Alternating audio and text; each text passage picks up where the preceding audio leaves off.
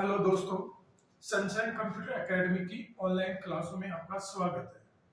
आज हम उन बच्चों के लिए जो RSCIT है उनके लिए कुछ इम्पोर्टेंट क्वेश्चन लेकर आए हैं कि जो बच्चे RSCIT की तैयारी कर रहे हैं वो इम्पोर्टेंट क्वेश्चन जब हल करेंगे तो उनके पेपर क्लियर होंगे, मैं उम्मीद करता हूँ। तो चलो स्टार्ट करते हैं इसी के साथ कि RSCIT की जो इम्पोर्टेंट क्वेश्चन है वो है। तो चलिए अपन स्टार्ट करते हैं अपनी अगली क्लास RSCIT के इंपॉर्टेंट क्वेश्चंस।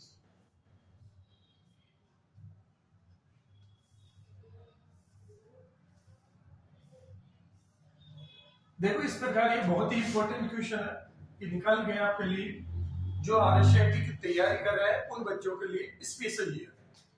चलो अपन पहले क्वेश्चन पर चर्चा करते हैं कि कैसे कैसे क्वेश्चन पूछे जा सकते हैं। अगर अपन पहले क्वेश्चन की बात करें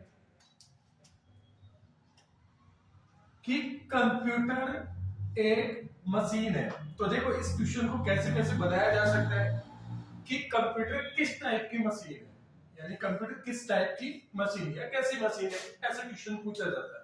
तो ध्यान देना, कंप्यूटर जो है वो एक इलेक्ट्रॉनिक कैसी मशीन है, इलेक्ट्रॉनिक मशीन होती है। क्वेश्चन आपको किसी भी प्रकार से पूछा जा सकता है कि कंप्यूटर किस प्रकार की मशीन होती है, तो कंप्यूटर एक जो मशीन होती है वो किस टाइप की मशीन होगी, इलेक्ट्रॉनिक मशीन होगी। चलो अपन नेक्स्ट क्वेश्चन की ओर करते हैं कि डिजिटल कंप्यूटर के प्रकार है, यानी डिजिटल कंप्यूटर कितने प्रकार के हैं या डिजिटल कंप्यूटर के कितनी कैटेगरी है उसके बारे में पूछा है। अगर अपन बात करें डिजिटल कंप्यूटर की, तो डिजिटल कंप्यूटर को हम चार भागों में डिवाइड करते हैं। वो चार भाग कौन कौन से हैं? पहला माइक्रो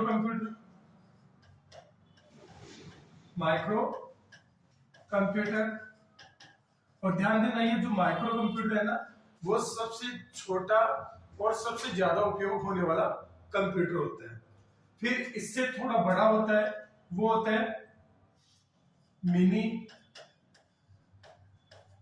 कंप्यूटर, जो माइक्रो से थोड़ा बड़ा होता है।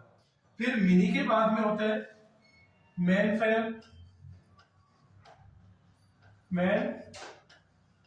फ्रेम कंप्यूटर, और जो सबसे बड़ा होता है और फोर्थ नंबर का होता है वो कौन सा होता है, सुपर कंप्यूटर।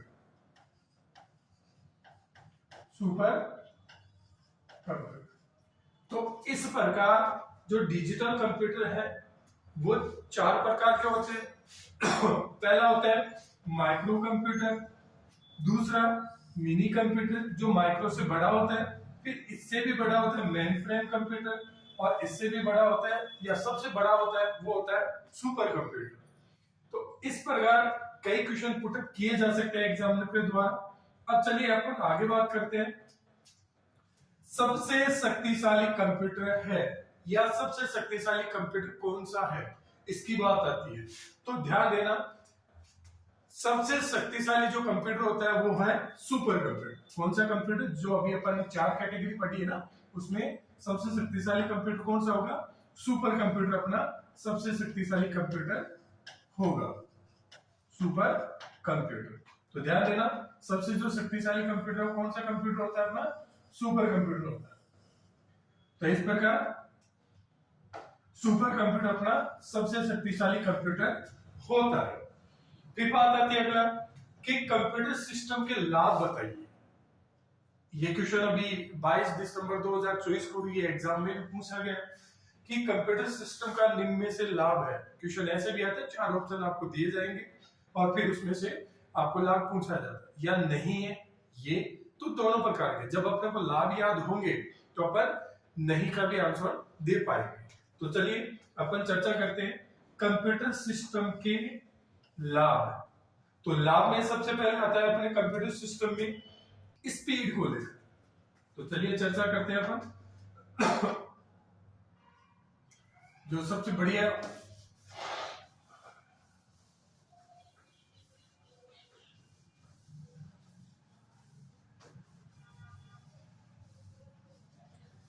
एग्जाम इतनी टफ नहीं होती, बस पढ़ने वाला चाहिए।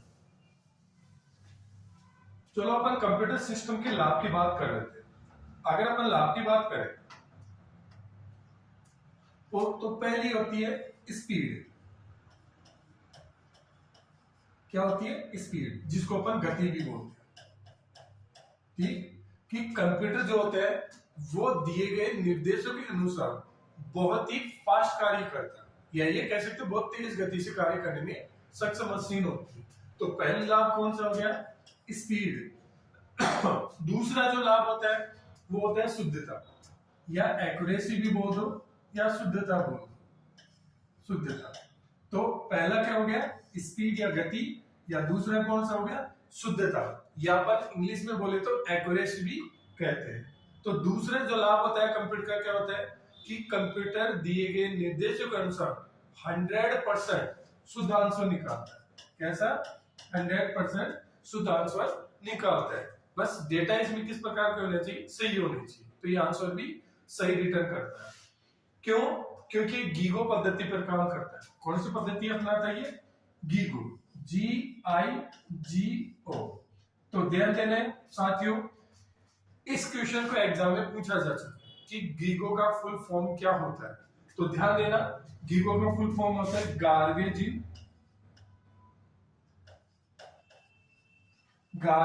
इन और गार्बेज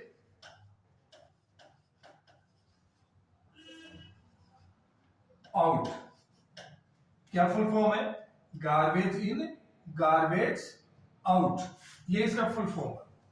कि अगर कंप्यूटर का सही डेटा देते हो तो परिणाम भी एकदम सही प्राप्त होंगे, ये इसका मतलब है। और गार्बेज का मतलब है कूड़ा कचरा या अनयूजफुल वैल्यू। तो अगर आप कंप्यूटर को जैसी वैल्यू दोगे, परिणाम भी वैसा ही वो रिटर्न करेगा। फिर बात आती है कंप्यूटर सिस्टम के दो लाभ हो गए। पहला स्पीड हो गया, दूसरा शुद्धता हो गया। तीसरा क्या होता है? तीसरा जो लाभ है अपना,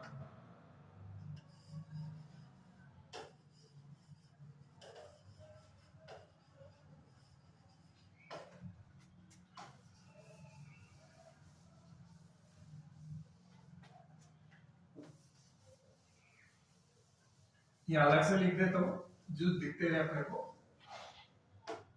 फिर पहला होता है गति, दूसरा हो गया शुद्धता, लाभ की बात है शुद्धता, और तीसरा होता है उच्च भंडारण क्षमता, या अपन ये कह सकते हैं हाई स्टोरेज कैपेसिटी, या उच्च भंडारण क्षमता भी कह सकते हैं। उच्च भंडारण क्षमता। तो ध्यान देना, कंप्यूटर के तीसरा जो लाभ आता है वो हाई स्टोरेज कैपेसिटी या उच्च भंडारण क्षमता होती है। यानी कंप्यूटर बहुत बड़े डेटा की मात्रा को बहुत ही कम स्पेस में या बहुत ही कम जगह में स्टोर करने में सक्षम होता है। तो इस प्रकार तीसरी विशेषता कंप्यूटर की है, तीसरा लाभ जो कंप्यूटर का क्या आता है, उच्च भंडारण क्षमता या हाई स्टोरेज कैपेसिटी आता है। चौथा क्या होता है? फोर्थ नंबर पर इसके लाभ होते हैं डेलीजेंसी या विविधता। विविधता, तो विविधता होती है या जिसको अपन कह सकते हैं वर्सेलिटी। तो विविधता का मतलब क्या होता है? तो देखो कंप्यूटर जो है ना वो विभिन्न प्रकार के कार्य कर सकता है। जैसे अपन कहें कि जैसे मान लो अपन एक ही स्क्रीन विंडो पर वर्ड भी खोल रखा है, एक्सेल भी खोल रखा है, या फिर किसी प्रकार का ब्राउजर भी ओपन कर रखा है, या फिर मल्टीमीडिया प्रोजेक्ट भी ओपन कर रखा है, अपन वीएलसी मीडिया प्लेयर गाने सुनने के लिए भी यूज कर रहे हैं। अब एक ही कंप्यूटर पर एक ही स्क्रीन पर भिन्न भिन्न प्रकार के या विभिन्न प्रकार के कार्य करने की जो क्षमता होती है उसे अपन क्या बोलते हैं? विविधता। कि कंप्यूटर जो है एक प्रकार से लेटर तैयार करवा सकता है, या फिर एक वो कैलकुलेशन टाइल वाली शीट को मैनेज कर सकता है, या फिर किसी प्रकार के गाने वगैरह या वीडियो वगैरह भी चला सकता है। तो इस प्रकार की जो विशेषता होती है उसको अपन क्या बोलते हैं? विविधता। तो कंप्यूटिंग फोर्थ भी लाभ में आएगा विविधता, या इसे बोलते हैं वर्सेलिटी। फिर आता है पांचवी जो विशेषता होती है वो होती है अपनी कौन सी, परिसमनशीलता।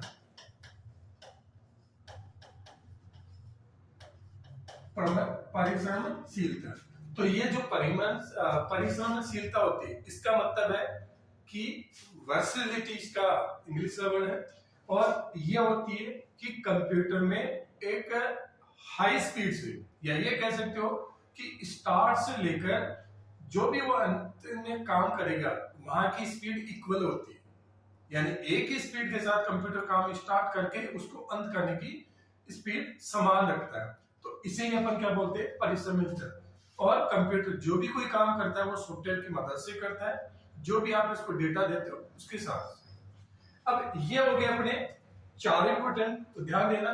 पहली जो लाभ है या विशेषता वो है गति, दूसरी होती है शुद्धता या एक्यूरेसी, तीसरी होती है उच्च भंडारण क्षमता या हाई स्टोरेज कैपेसिटी, और चौथी होती है विविधता या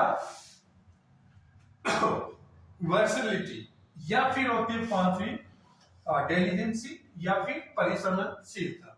ये इसके लाभ। अभी इसमें कुछ आरएससीआईटी की जो 22 तारीख की एग्जाम थी उसमें क्वेश्चन पूछा गया था कि निम्न में से, क्या क्वेश्चन था, निम्न में से कंप्यूटर का लाभ नहीं है, कंप्यूटर का लाभ नहीं है, ये क्वेश्चन था जिसमें लाभ नहीं था ये पूछा था। आपको दिया गया था गति पहला, फिर स्टोरेज क्षमता या भंडारण क्षमता जिसको बोलते हैं, ऐसे कुछ भी क्वेश्चन दिया जा सकता है। भंडारण क्षमता,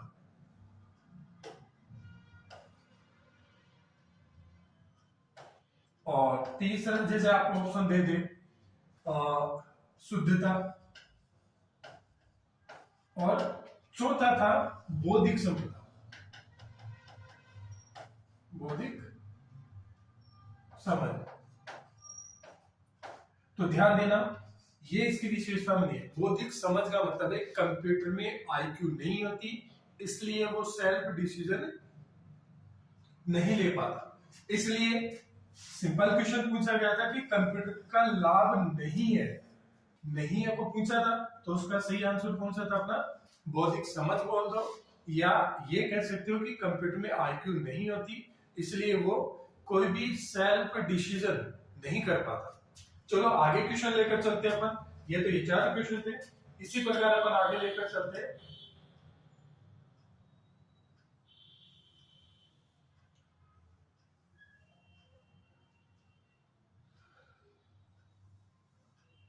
थोड़ा छोटा कर लेते हैं जो आपको सबको दिखता है।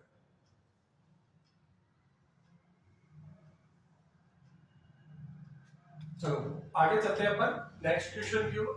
तो देखो कंप्यूटर में उपस्थित नहीं है। अब कंप्यूटर में क्या उपस्थित नहीं है, तो ध्यान देना कंप्यूटर में अभी जस्ट मैंने इस क्वेश्चन का चर्चा की है, कंप्यूटर में आईक्यू नहीं होती। क्या उपस्थित नहीं होती, आईक्यू, या ये कह सकते हो सोचने समझने की क्षमता नहीं होती, सोचने समझने की क्षमता नहीं होती, कि कंप्यूटर में सोचने समझने की क्षमता नहीं होती। क्यों, क्योंकि उसमें आईक्यू नहीं होती, इसलिए वो कभी भी सेल्फ डिसीजन नहीं कर पाता। तो इसमें क्वेश्चन ऐसे पूछा जाता है कि चार ऑप्शन आपको दे सकते हैं और पूछा जा सकता है कि कंप्यूटर में उपस्थित नहीं है, तो क्या उपस्थित नहीं है कंप्यूटर में, तो आईक्यू उपस्थित नहीं होती है। फिर नेक्स्ट क्वेश्चन लेकर चलते हैं अपन।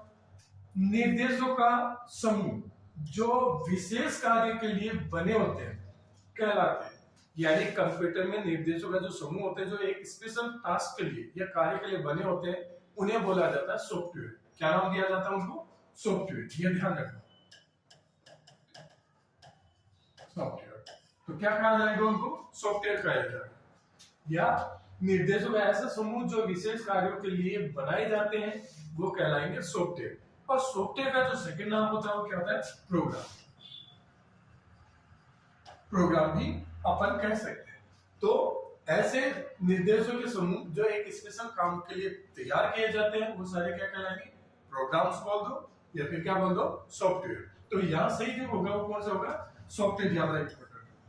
अगर प्रोग्राम दिए होते हैं तो अपन प्रोग्राम कोई भी क्लिक करेंगे। चलो नेक्स्ट क्वेश्चन लेकर चलते हैं।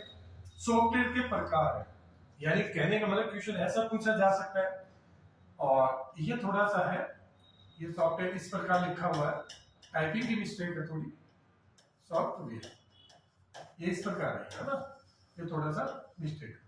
तो देखो ये पूछा गया है सॉफ्टवेयर के प्रकार है, तो ध्यान देना सॉफ्टवेयर दो प्रकार के होते हैं। कितने प्रकार के होंगे, दो प्रकार के सॉफ्टवेयर होते हैं। अब वो दो प्रकार के कौन कौन से सॉफ्टवेयर होते हैं, एक तो होता है सिस्टम सॉफ्टवेयर। कौन सा, सिस्टम सॉफ्टवेयर, और दूसरा एप्लीकेशन सॉफ्टवेयर,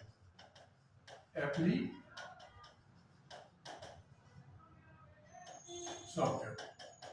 तो ध्यान देना इस प्रकार क्वेश्चन पूछा जा सकता है आपको कि सॉफ्टवेयर के कितने प्रकार हैं या कितने प्रकार के सॉफ्टवेयर होते हैं, ये क्वेश्चन हो सकता है। तो ध्यान देना सॉफ्टवेयर कितने प्रकार के होते हैं, दो प्रकार से। एक तो होता है अपना सिस्टम सॉफ्टवेयर, दूसरा होता है अपना एप्लीकेशन सॉफ्टवेयर। अगर अपन सिस्टम सॉफ्टवेयर की बात करें कि ये कौन से सॉफ्टवेयर, तो ध्यान देना कंप्यूटर हार्डवेयर को रनिंग अवस्था में बनाए रखने के लिए, उसको चालू हालत में लाने के लिए कौन इंपॉर्टेंट होते हैं, सिस्टम सॉफ्टवेयर होते हैं। और अगर अपन एप्लीकेशन की बात करें तो यूजर की आवश्यकता के अनुसार जो उसके काम को इजी बनाने के लिए बनाए जाते हैं सॉफ्टवेयर, वो कौन से सॉफ्टवेयर कहलाएंगे, एप्लीकेशन सॉफ्टवेयर कहलाएंगे। चलो अपन नेक्स्ट क्वेश्चन की ओर चलते हैं। कौन सा सॉफ्टवेयर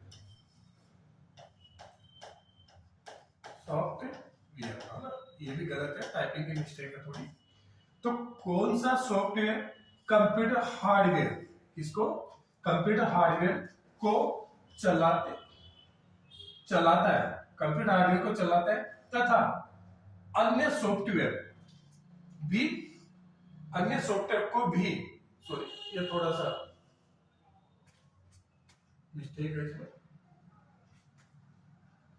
थोड़ा छोटा कर लेते हैं इसको, जो आपको थोड़ा सा क्वेश्चन पूरा दिखता रहे। सही, चलो नेक्स्ट क्वेश्चन की चर्चा करते हैं। तो देखो शानदार क्वेश्चन है, कौन सा सॉफ्टवेयर कंप्यूटर हार्डवेयर, इसको कंप्यूटर हार्डवेयर को चलाता है तथा साथ ही अन्य सॉफ्टवेयर को भी चलाने के लिए सहायता प्रदान करता है। तो अपने कंप्यूटर सिस्टम में पूछा गया है कि कौन सा सॉफ्टवेयर ऐसा है जो कंप्यूटर हार्डवेयर को तो चलाता ही चलाता है, साथ में और अन्य जो कंप्यूटर पर अपन प्रोग्राम चलाते हैं, सॉफ्टवेयर चलाते हैं, उनको चलाने के लिए भी सहायता प्रदान करता है। तो देखो अभी जस्ट अपन ने सॉफ्टवेयर को दो भागों में बांटा, सिस्टम सॉफ्टवेयर और एप्लीकेशन। तो इस प्रकार का काम करने वाला कौन सा सॉफ्टवेयर होते हैं, सिस्टम सॉफ्टवेयर। तो इसका सही आंसर कौन सा होगा, अपना सिस्टम सॉफ्टवेयर। सिस्टम सॉफ्टवेयर एक ऐसा प्रोग्राम्स होता है या सॉफ्टवेयर होता है जो हार्डवेयर को तो ऑर्गेनाइज करता ही करता है, साथ में जो भी अन्य सॉफ्टवेयर अपन कंप्यूटर पर चलाएंगे उनको चलाने के लिए भी सहायक होता है। फिर चलो नेक्स्ट क्वेश्चन पर चलते हैं। निम्न में से सिस्टम सॉफ्टवेयर का उदाहरण है, तो देखो ये कई बार क्वेश्चन घुमा घुमा कर पूछा जा चुका है कि सिस्टम सॉफ्टवेयर का उदाहरण है या नहीं है। क्वेश्चन चार ऑप्शन में से आपको कोई सा पूछे, जैसे मान लो इसमें कह दिया जाए कि नीचे दिए गए कोई भी चार ऑप्शन है, उनमें से आपको सिस्टम सॉफ्टवेयर नहीं है, सिस्टम सॉफ्टवेयर का उदाहरण है, सॉरी सिस्टम सॉफ्टवेयर का उदाहरण है, इस चीज को बताना। अगर आपको दे दिया जाए जैसे वर्ड ऑप्शन ठीक, और बी दे दे आपको टैली, ऐसा कुछ भी दिया जा सकता है, टाइपिंग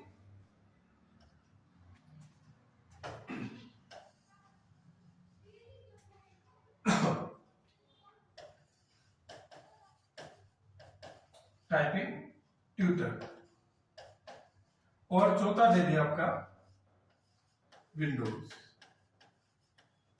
तो इसमें विंडोज, तो इसमें क्या पूछा है, निम्न में से सिस्टम सॉफ्टवेयर का उदाहरण है, तो उदाहरण है का पूछा है। तो देखो सिस्टम सॉफ्टवेयर का कौन सा उदाहरण है, विंडोज। जो विंडोज होता है वो किसका उदाहरण माना गया, सिस्टम सॉफ्टवेयर का उदाहरण माना जाता है, क्योंकि ये ऑपरेटिंग सिस्टम का नाम है, इसलिए अपन इसको सिस्टम सॉफ्टवेयर में मानते हैं। फिर बात आती है प्रोसेस्ड डेटा, यानी कौन से डेटा की बात हो रही है? प्रोसेस्ड डेटा, यानी कंप्यूटर ने जिन डेटा पर प्रोसेस कंप्लीट कर लिया है, तो वो जो प्रोसेस डेटा है वो क्या कहलाएंगे? तो ध्यान देना, जानकारी इसको बोला जा सकता है, जानकारी, या फिर अपन सूचना, या फिर इंग्लिश में बोले तो इंफॉर्मेशन, या फिर अपन उसको आउटपुट, क्या नाम दे सकते हैं? आउटपुट। तो इतने नामों से उसको जाना जा सकता है। यानी जो प्रोसेस डेटा है उसको अपन क्या क्या कह सकते हैं? जानकारी कह सकते हैं, सूचना कह सकते हैं, या इंग्लिश में बोलते हैं इंफॉर्मेशन कह सकते हैं, या फिर आउटपुट कहा जा सकता है। तो ये हो गया अपना कि प्रोसेस डेटा क्या कहलाएगा। फिर बात आती है कंप्यूटर किस भाषा को समझता है। बढ़िया क्वेश्चन है कि भाई कंप्यूटर किस प्रकार की लैंग्वेज को समझ सकता है। तो कंप्यूटर केवल, या कोई भी मशीन होती है वो केवल मशीनी भाषा, कौन सी भाषा पर काम करेगा? केवल मशीनी भाषा, या जिसका दूसरा नाम क्या होता है? बाइनरी भाषा। कौन सी भाषा समझता है कंप्यूटर केवल? कि कंप्यूटर किस भाषा को समझता है इस चीज के बारे में। तो कंप्यूटर केवल कौन सी भाषा जानता है? मशीनी भाषा, मशीनी भाषा पर कार्य कर सकता है, मशीनी भाषा को जानता है। तो कंप्यूटर किस भाषा को समझ सकता है? केवल मशीनी भाषा। और इस मशीनी भाषा का दूसरा नाम है बाइनरी लैंग्वेज।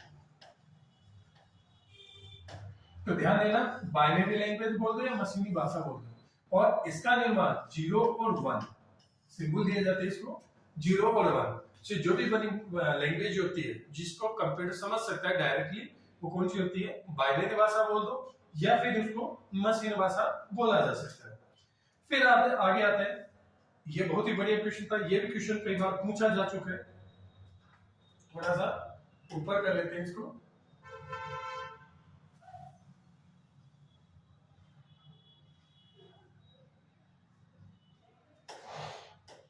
तो देखो अगला क्वेश्चन है अपना, यहां तक हो गया अपना कि कंप्यूटर भाषा कौन सी भाषा? बाइनरी या मशीनी भाषा, बाइनरी, या फिर इसको कह सकते हैं मशीनी भाषा, इसको समझता है। अब बात आती है असंसाधित तथ्य, पाठ या कोमा है संख्या को क्या कहा जाता है? तो ये क्वेश्चन कई बार आ चुका है आरएसआईटी के एग्जाम में कि असंसाधित तथ्य, पाठ या संख्या या इमेज, या कई बार इमेज भी दिया होता है, इमेज को कहा जाता है। तो ध्यान देना, उसे अपन कहेंगे डेटा। क्या कहा जाएगा? डेटा। कि असंसाधित तथ्य जिस पर कंप्यूटर ने अभी तक प्रोसेस नहीं की है, टेक्स्ट, इस पार्ट को बोलते हैं टेक्स्ट। टेक्स्ट बोला जाता है इसको इंग्लिश में, टेक्स्ट। तो असंसाधित यानी अनप्रोसेस की बात हो रही है। किन तथ्यों की बात हो रही है? अनप्रोसेस, अनप्रोसेस एलिमेंट है ना। तो अनप्रोसेस जो भी एलिमेंट है, चाहे वो टेक्स्ट हो जिसको अपन पार्ट बोलते हैं, नंबर हो सकता है, इमेज हो सकती है, को क्या कहा जाएगा? तो इसे अपन बोलते हैं डेटा। क्या नाम दिया जाएगा उनको? डेटा। ठीक। फिर आगे आता है इनपुट डिवाइस का उदाहरण। ये भी कई बार क्वेश्चन है, इस बार भी क्वेश्चन थे, और हर बार इनपुट आउटपुट में से एक ना एक क्वेश्चन रहते हैं। तो अगर अपन इनपुट की बात करें कि भाई इनपुट डिवाइस कौन कौन सी होती है, तो इनमें मैं एक पहले भी वीडियो जो पहले आपको बताया गया है इनपुट डिवाइस के वीडियो में, उनमें मैंने सारे इनपुट आउटपुट डिवाइसों के बारे में चर्चा की है। तो चलो उसमें से ऐसे 4 क्वेश्चन आपको दिए जाते हैं, और फिर उसमें पूछा जाता है कि भाई कौन सा इनपुट है और कौन सा इनपुट नहीं। तो इनपुट की बात करते हैं कि कंप्यूटर में जिन डिवाइसों के द्वारा अपन डेटा दर्ज करते हैं, इंस्ट्रक्शन देते हैं, वो सारे क्या कहलाएंगे? अपने इनपुट डिवाइस। जिसमें कीबोर्ड होता है, क्या हो सकता है? कीबोर्ड, माउस, क्या क्या हो सकता है? माउस। माउस के बाद होता है अपने इनपुट देने के लिए। ये स्कैनर हो सकता है, जो अपन जो भी फोटोकॉपी या टेक्स्ट जो प्रिंटेड पेज है या फोटोज होती है उसको डिजिटलीकरण करने का काम करता है, वो स्कैनर हो सकता है। स्कैनर के बाद आता है अपने पास ट्रैक बॉल, ट्रैक बॉल हो सकता है, ट्रैक पॉइंट हो सकता है, OMR ऑप्टिकल मार्क रीडर जो मार्कशीट चेक करने का एक स्कैनर होता है वो हो सकता है। MICR हो सकता है, MICR magnetic ink character recognisation होता है, जो बैंक वगैरह में चेक वगैरह को क्लियर करने के काम आता है। इसी प्रकार OCR हो सकता है, optical character recognisation. Speech recognisation हो सकता है,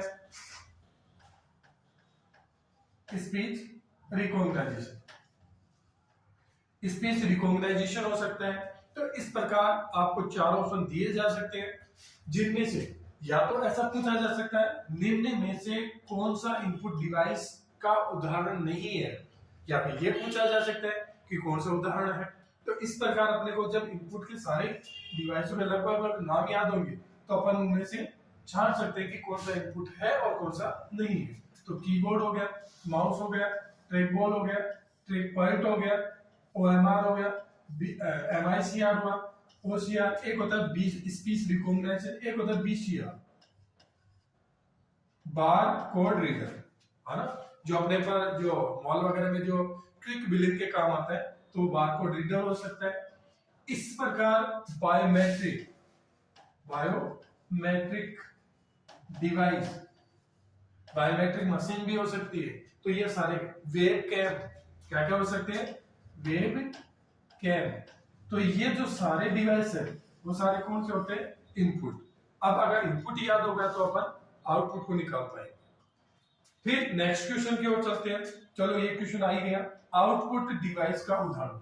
ये भी क्वेश्चन कई बार पूछा गया। अब आउटपुट में कौन कौन से आते हैं, एक तो आता है अपने पास मॉनिटर, सबसे उपयोग होता है मॉनिटर। मॉनिटर के बाद अलग कलर में ले लेता हूं थोड़ा सा जो दिखता है। मॉनिटर हो गया अपने पास,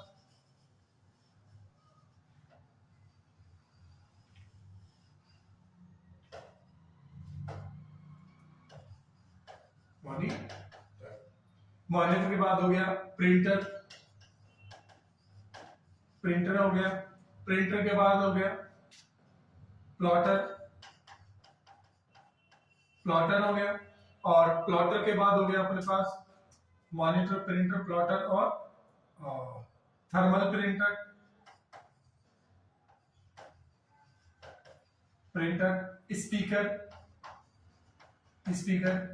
ऐसे ये जो है जो अपने डेटा को, कंप्यूटर के प्रोसेस डेटा को यूजर को उपलब्ध कराते हैं, प्रोवाइड कराते हैं, वो सारे डिवाइस क्या कहलाएंगे अपने, ये आउटपुट डिवाइस की कैटेगरी में आएंगे, जिसमें मॉनिटर हो गया, प्रिंटर हो गया, प्लॉटर हो गया, थर्मल प्रिंटर भी कह सकते हो, स्पीकर हो गया और प्रोजेक्टर हो गया, है ना। कौन सा, प्रोजेक्टर, प्रोजेक्टर हो गया। तो इस प्रकार जो ये डिवाइस है वो कौन से डिवाइस हो गए, आउटपुट डिवाइस। अब इसके बाद नेक्स्ट क्वेश्चन अपने पास आता है, नेक्स्ट क्वेश्चन की चर्चा है,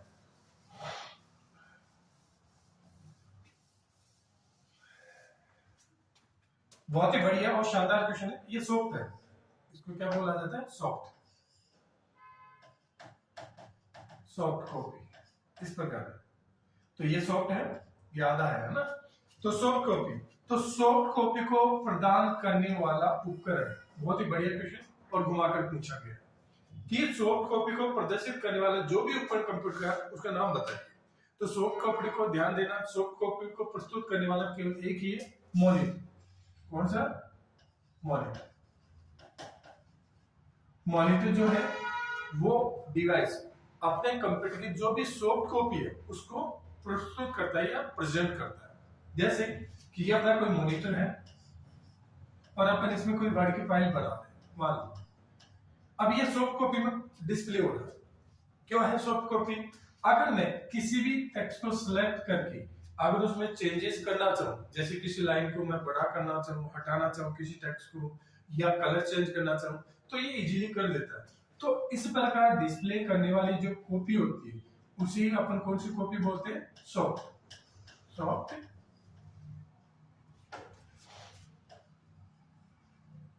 सॉफ्ट कॉपी कहते हैं। और जो सॉफ्ट कॉपी प्रस्तुत करता है या प्रेजेंट करता है वो कौन होता है? अपना मॉनिटर होता है। तो ये ध्यान देना, अपना जो डिवाइस होता है जो सॉफ्ट कॉपी को प्रेजेंट करते हैं, प्रस्तुत करते हैं, दिखाता है, वो कौन सा होता है? मॉनिटर होता है।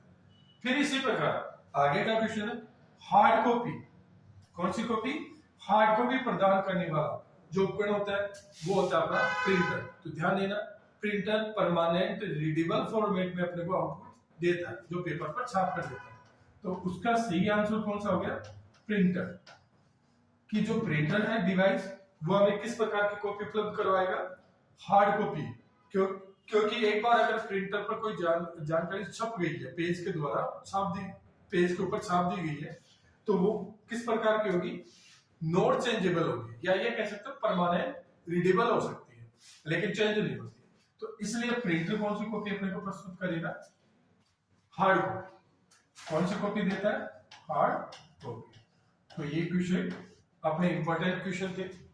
उम्मीद करता हूं आपको इन क्वेश्चनों को समझने में मजा आया होगा, और नेक्स्ट क्लास में फिर इससे भी मिलते जुलते जो भी इंपॉर्टेंट क्वेश्चन आरएसआईटी बच्चों के लिए हेल्पफुल होंगे वो लेकर आएंगे। धन्यवाद। सनशाइन कंप्यूटर में आपका धन्यवाद।